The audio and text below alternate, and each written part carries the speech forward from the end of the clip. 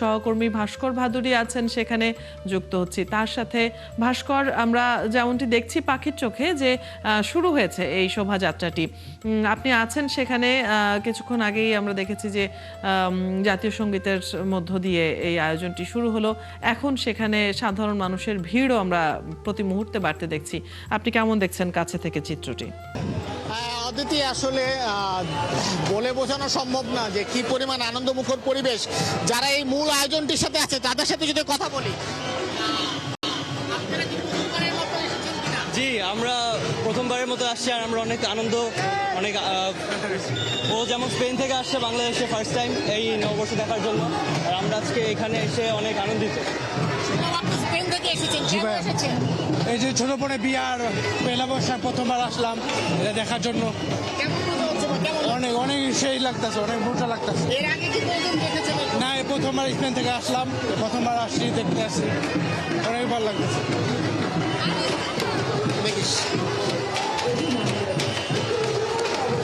অদিতি, শুনছিলেন যে যেভাবে যেখান থেকেই থাকুক না কেন, যেখান থেকে আসুক না কেন, সবাই কিন্তু একই রঙে একই তালে মিশে যেতে চাচ্ছেন বৈশাখী ঢঙে। বড়রা যেমন এসেছেন, ছোট যে সকল যারা আসছেন তারাও কিন্তু কোনো অংশে পিছিয়ে নেই। আঙ্কেল, আপনার সাথে একটু কথা বলে, আপনি কোথায় এসেছেন?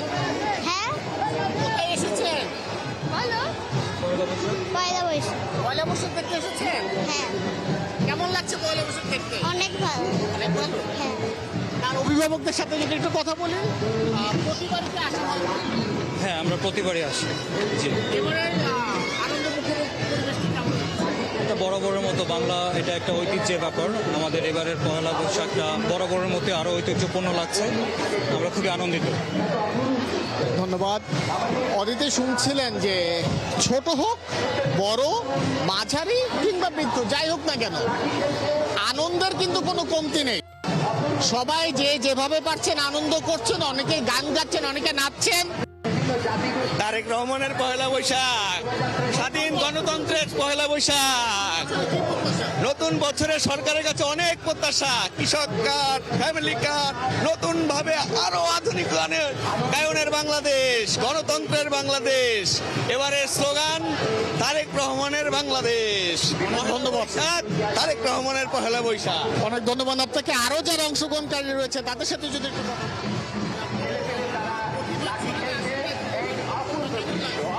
না, প্রতি বছরই কম বেশি আসা হয়, এবছর একটু ব্যতিক্রম লাগছে।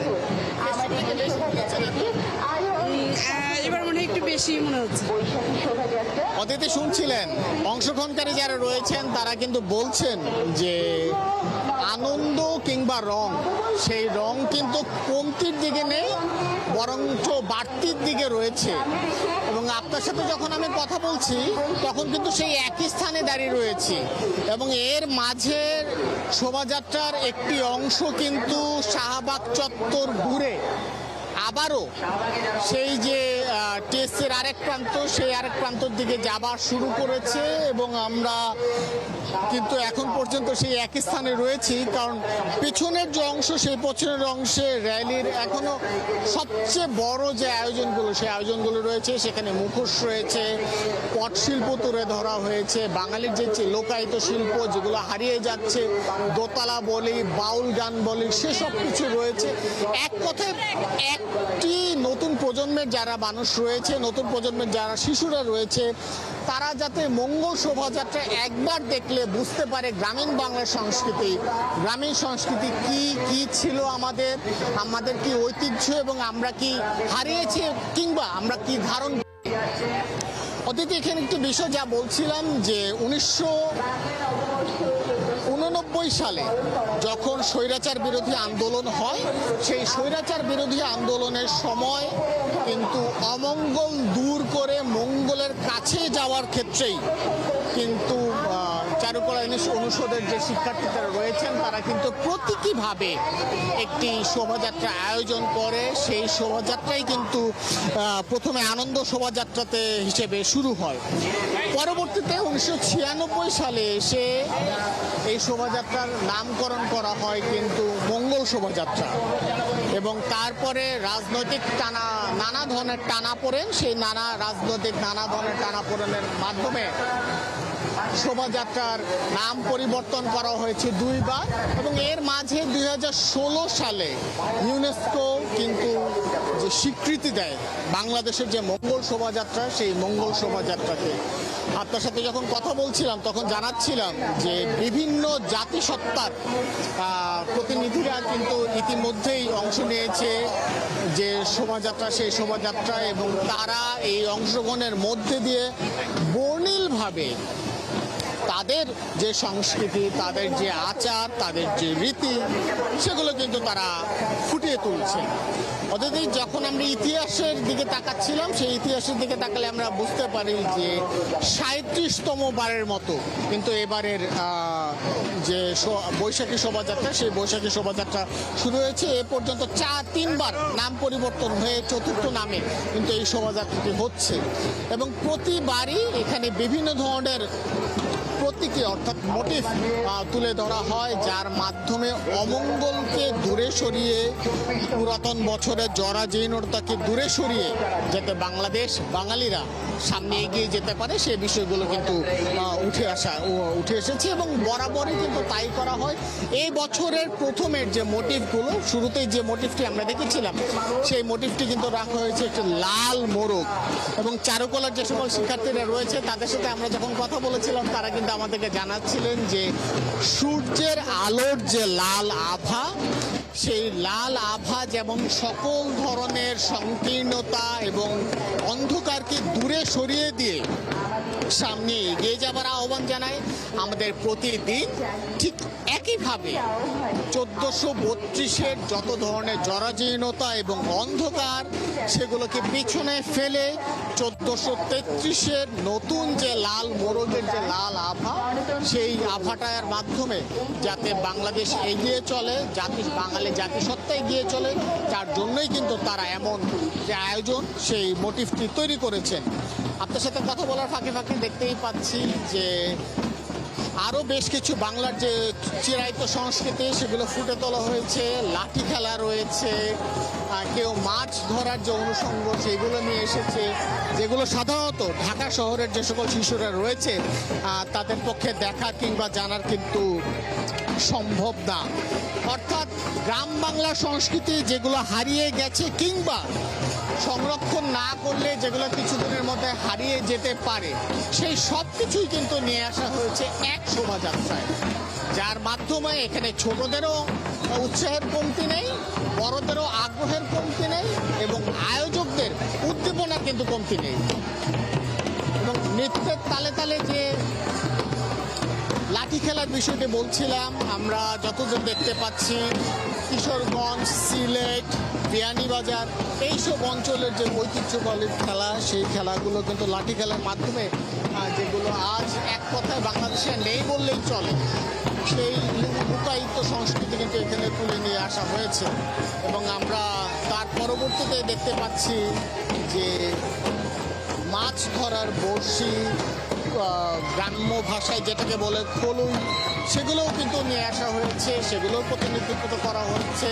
কিছুক্ষণ আগে আমরা একজন অংশগ্রহণকারীর সাথে কথা বলছিলাম, তারা আমাদেরকে জানিয়েছেন যে বাংলাদেশের যে সকল সংস্কৃতি হারিয়ে গেছে কিংবা হারিয়ে যাবার পথে, সেগুলোকে ধারণ করার জন্যই প্রতি বছর এই শোভাযাত্রাটি আয়োজন করা হয়, তা সেটা যে নামেই হোক না কেন।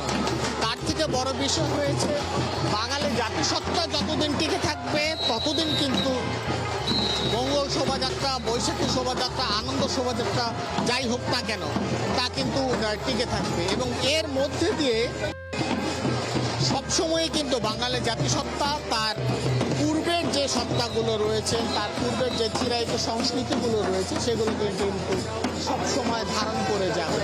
যারা অংশগ্রহণকারী রয়েছে তাদের সাথে যদি কথা বলি তাহলে হয়তো আরেকটু বিস্তারিত আমরা জানতে পারবো। সেক্ষেত্রে আমাদের শোভাযাত্রার আরেকটু ভিতরের দিকে আমাদের আসতে হবে, কারণ এখানে প্রচণ্ড পরিমাণে শব্দ এবং শব্দ কিছুটা দূরে সরিয়ে যত বেশি আমরা অংশগ্রহণকারীদেরকে যেতে আসতে পারবো ততই হয়তো বা শোভাযাত্রার মূল যে চিত্র সেই চিত্রটি আমরা দেখতে পাবো। হ্যালো, অনেক মজা। এই 4 বছরের অনার্স লাইফে এটাই ফার্স্ট রমজান ছাড়া এসেছে। নববর্ষ মানে খুবই একটা মজার এবং আনন্দের যে উৎসব হয় তাদের খুব ভালো লাগলো। আমাদের সাথেই থাকবেন, প্রত্যেকবার আসবেন। আচ্ছা,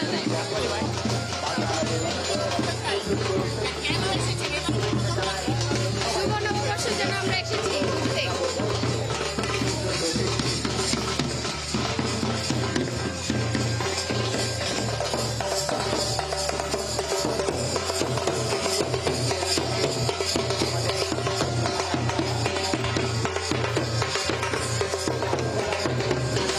অদিতি, শুনছিলাম যে যারা এসেছেন তারা সকলে কিন্তু বর্ণিল আয়োজন নিয়ে নয়, বর্ণিল জামা কাপড়ে নয়, একই সাথে বর্ণিল মন নিয়েও এসেছেন এবং তাদের সকলেরই আশা নতুন বছর শুধুই আনন্দের হবে, নতুন বছর শুধুই আকাঙ্ক্ষা পূরণের হবে এবং নতুন বছরে শুধু শান্তি বিরাজ করবে।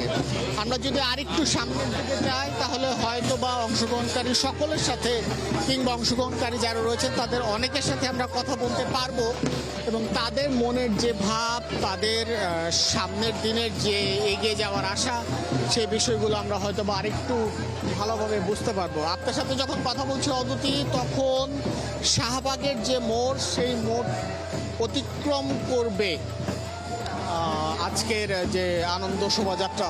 অংশগ্রহণকারীদের সাথে যদি একটু কথা বলতে চাই, আপনি কত বছর ধরে আসেন এখানে? 10 বছর থেকে আছি। কেমন লাগে? ভালোই। সকালে হাওয়া বাতাস খাওয়ার জন্য আসলাম, ওয়ার্কে বাইরে এলাম, এখন দেখলাম মিছিল আসে, দাঁড়ায় গেলাম।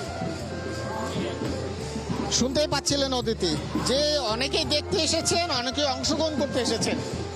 অংশগ্রহণ করতে এসেছেন নাকি দেখতে এসেছেন? অংশগ্রহণ করছি, এবারে প্রথম নাকি এর আগে? 50 বছর ধরেই করছি। কেমন মনে হচ্ছে এবারের আয়োজন? সন্তোষজনক নয়, নতুন বছর কোনটা কোনটা প্রিয়? সবকিছু সুন্দর হোক, সবার পিছনে এই কামনা। অদিতি, শুনছিলেন লোক সমাগমের বিষয় নিয়ে অনেকে সন্তুষ্ট, অনেকে সন্তুষ্ট নয়।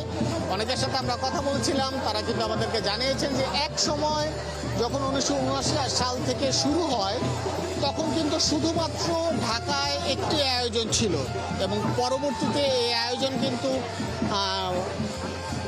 10 থেকে 12 জায়গায় পুরো ঢাকায় এখন ছড়িয়ে গেছে, যার ফলে এক কেন্দ্রিক যে লোক সমাগম সেই সমাগম কিন্তু কিছুটা কম হয়েছে। কিন্তু লোক সমাগমের বিষয়টি পুরোটাই তুলনামূলক, এর মধ্যে দিয়ে যে আনন্দ উচ্ছ্বাস তার কিন্তু কমতি নেই, বরঞ্চ এক কথায় বলা যায় আনন্দ উচ্ছ্বাস বরাবরের মতোই রয়েছে এবং কিছুটা বেড়েছে।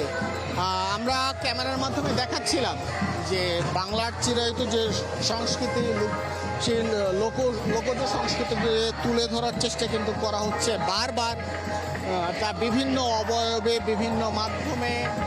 র্যালির পাশ থেকে আমরা একটু যদি র্যালির সামনের দিকে এগিয়ে যেতে চাই তাহলে হয়তো পুরো চিত্রগুলো আরেকটু ভালোভাবে আমরা দেখাতে পারবো।